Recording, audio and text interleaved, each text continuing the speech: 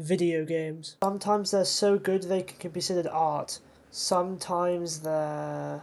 Sometimes maybe good, sometimes maybe shit. Despite the varying quality of them, they are immensely popular. They've become their own culture and impacted tons of other cultures and society as a whole, for better or for worse.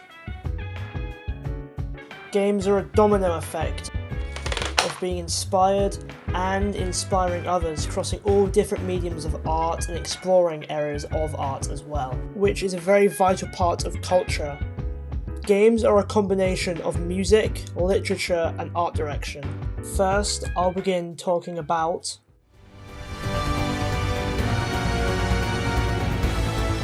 music is very integral to all cultures and allows expression of messages and the composer's thoughts, as well as making the listener feel a specific set of emotions. Video games utilize music to achieve the same intentions. Now, I don't blame you if you wouldn't consider game music the same as normal music, yet I believe it's just as good and further pushes the applications of music for its own medium.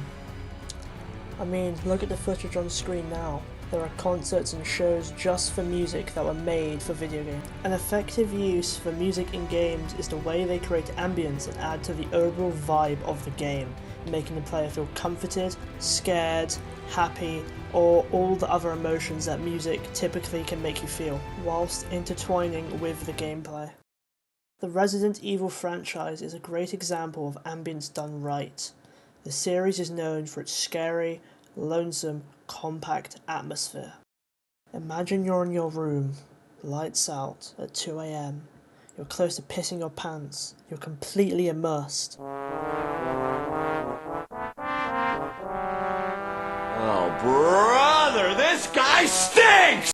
Hear me out, hear me out. This is an example of how vital music can be, because it can completely ruin the game's atmosphere and will make you want to go back to CEX and sell the game for a whole 30p. Now for an actual good showcase of ambient music done right, sticking with the Resident Evil topic. Going back to the setting I described earlier, the terrifying, unsettling atmosphere is prevalent throughout the Resident Evil franchise, but you're provided a respite from the survival horror when you enter a save room, using the Resident Evil 4 Remake save room theme as an example.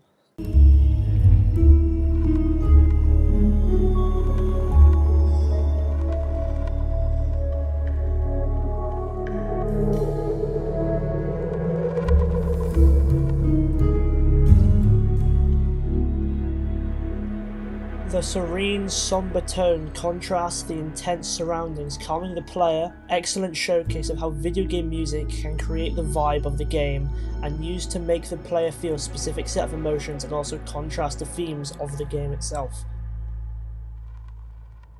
In Breath of the Wild, the music is very minimalist. Whilst you travel Hyrule, all you will mainly hear is random piano notes. Despite there not being much music playing, it's still very powerful and impactful to the atmosphere and the vibe you feel whilst you play the game. Bury the light deep within. Video game music can also be used to assist gameplay, make the player attempt to play harder, and using music to reward the player and act as a goal to play their best and overall make you feel like a badass. A game series that use music to achieve this is Devil May Cry. The game where you play as the wacky woohoo pizza man while using 2 motorcycles and a fedora as weapons, and you fight your brother that sits in a plastic chair. A series known for its incredible music and stylish action gameplay. A unique way of tying in music and gameplay is the 5th entry, DMC5, and it does this by making the player feel like a badass and make them want to play better. Is via their dynamic music. Whilst playing DMC, you are awarded a rank based on how well you are fighting, doing combos and such. As you get higher in the ranks, the theme that plays during the combat as your respective character will develop, and as the song progresses it will add lyrics and transition into its chorus as you get the higher ranks.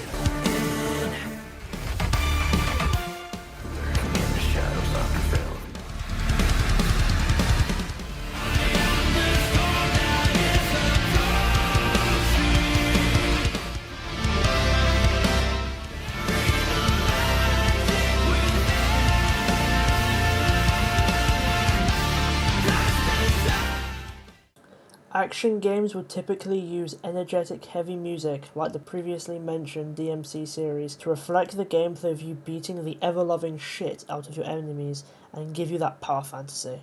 Just to show you how integral music is to action games, let me just show you a comparison between an action game with and without the music, and you can decide for yourself which is the better experience.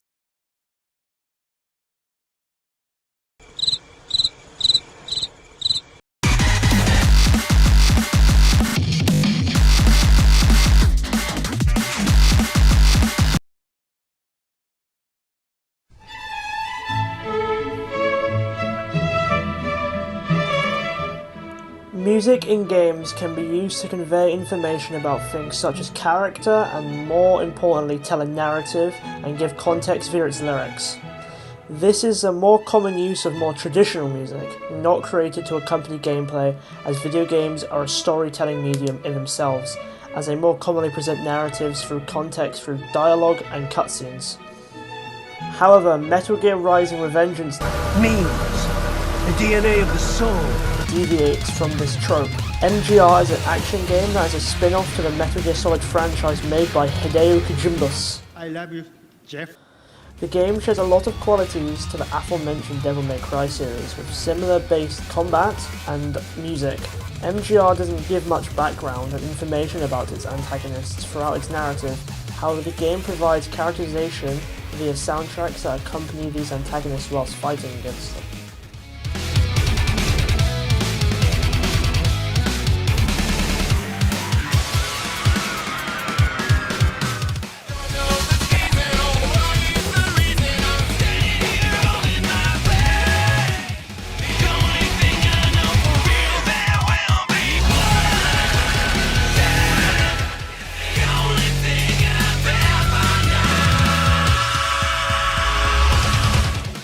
These small snippets of the song that plays during Jetstream Sam's fight provide more characterization than the cutscenes in the game.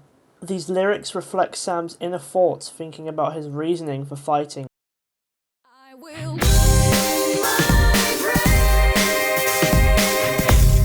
Arguably the second most important aspect of games, storytelling and literature, and a very large aspect of those cultures, an incredibly far-reaching area of art. Games have a massive advantage in utilising their medium to tell narratives and convey messages and themes uniquely. An excellent example of a game that has an incredible narrative and which presents its themes and messages throughout the story, taking advantage of the video game medium, is Persona 3, not to be confused with Persona 3 FES, not to be confused with Persona 3 Portable, not to be confused with the remake of the first two, Persona 3 Reload, as well as main story continuation via DLC The Answer, not to be confused with the spin-off Persona 3 Dancing in Moonlight, also including Persona 4 Arena, which includes characters from Persona 3, not to be confused with its sequel Persona 4 Arena Ultimax, also including the series spin-off games Persona Q and its sequel Persona Q2, both including the cast of Persona 3. So during the making of this video, it's been announced that a spin-off prequel to Persona 3, Aegis the First Mission, will be re-releasing to modern platforms as well. For a fun game, take a shot every time I mention the word Persona. This means in order to have the most definitive experience of Persona 3, you must spend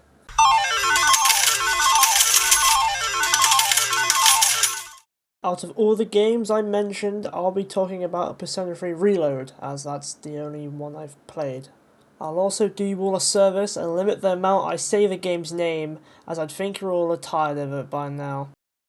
In the game, it conveys its theme of accepting your own death and showcases symbolism to present its narrative and themes to the player. Take a look at the footage playing. The reason they're shooting themselves is because in order to summon your persona during combat, the character must go through a near-death experience in order to awaken their persona. Settings and characters in both subtle and non-subtle ways, in the end creating a beautiful narrative tackling the idea of accepting immorality. The game makes the player decide on a rough dilemma knowing how you will die or not.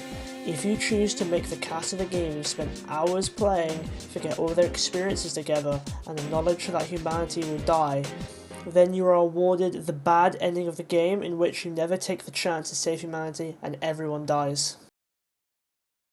An advantage of games is that they can be very meta and self-aware. Not saying that other forms of media can't break the fourth wall, however this notorious and very profound game, Metal Gear Solid 2 Sons of Liberty, made by the iconic Hideo Kojima Kojimbles, a man known for his very unique method in storytelling and being very heavily inspired by film culture, MGS2 is one of the most profound, iconic, influential, and maybe even scary games in how it predicts and comments on internet culture and being very self-aware.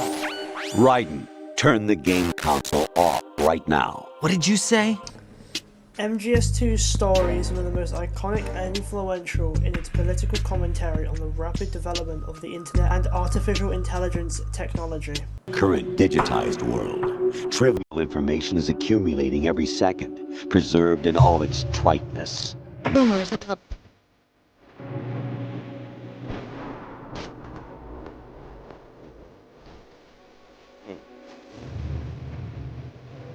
Being made in 2001, the game predicts how information on the internet is manipulated, with people creating their own false narratives, as well as how widespread the internet is, leading to mass amounts of useless pieces of content and information clogging up the internet.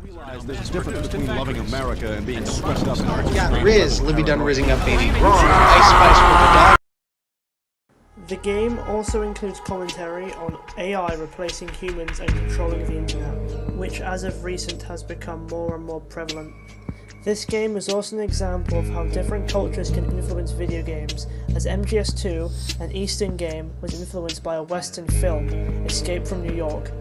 The main face of the Metal Gear Solid series is heavily inspired by the main character of the film in both name and appearance. Metal Gear Solid 2 has also inspired games within its own culture. The Last of Us Part 2, another Western creation, takes heavy inspiration from Metal Gear 2 as it features a heavily controversial character switch within the midpoint of the game, which caused discourse in both of their respective communities. The last two games shown are examples of conventional means of how games' themes and narratives are conveyed through dialogue, cutscenes, symbolistic means, etc. However, this next game series is how narratives and storylines and literature are told in a more unique and obscure way only possible via the gaming medium.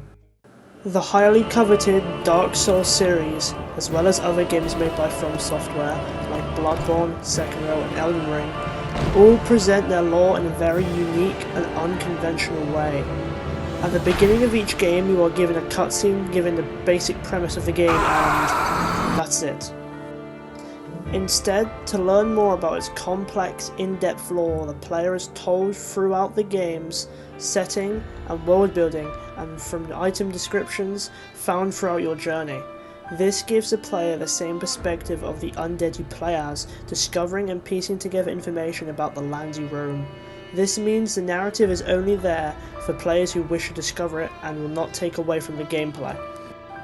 This series is so influential, it's created its own culture, albeit annoying but also funny, and created a new genre of games aptly named Souls-likes. This iconic series was influenced by other mediums such as the insanely popular Game of Thrones series and ended up bringing the creator of the series to be a writer in its latest and most successful game, Elden Ring. Elden Ring and the rest of the FromSoft games have also been inspired by the manga Berserk, with countless references to it throughout their games.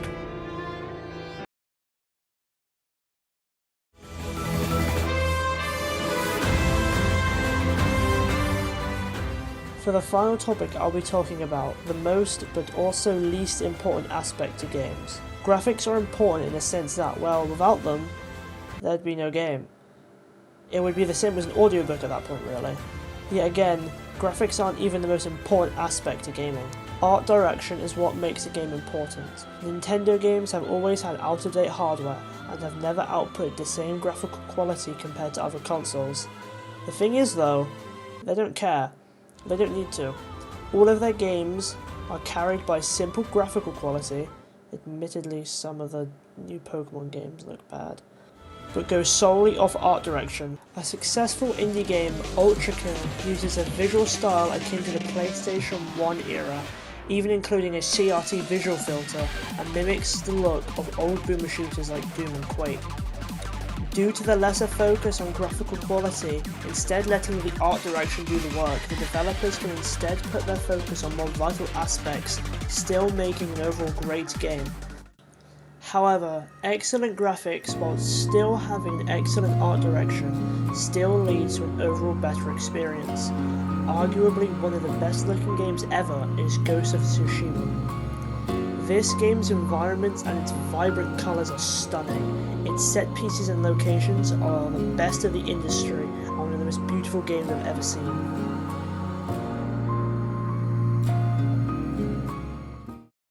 A game's visual style, graphics quality and tone can make the player feel immersed within the game and feel a set of emotions.